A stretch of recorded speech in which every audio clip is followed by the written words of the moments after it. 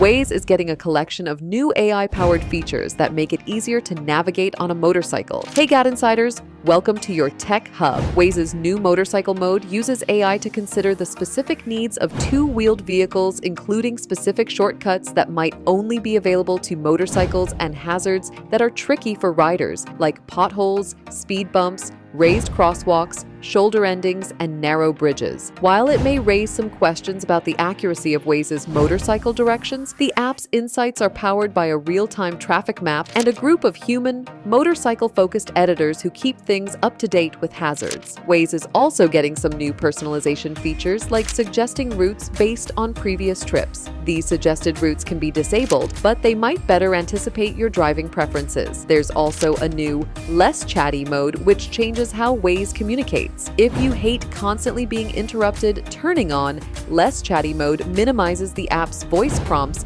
and focuses them on critical directions and reminders. Of course, if you want to talk to Waze, the app's Gemini integration is making that possible. Waze began testing conversational reporting in October 2024 as a way to use natural language to report traffic incidents. Now, it can also be used to suggest map updates. Waze's voice search also lets you ask Gemini questions like, "Find me a gas station nearby with the lowest prices," and receive a page of custom results. These new features are rolling out globally on Android and iOS. Meanwhile, Gemini-powered voice searches are in Waze's beta, and motorcycle mode is specifically coming online for users in Argentina, Brazil, Colombia, Malaysia, Mexico, Peru, and the Philippines. For more updates, subscribe to GadInsider, like and share the video, and don't forget to press the bell icon so you never miss any update.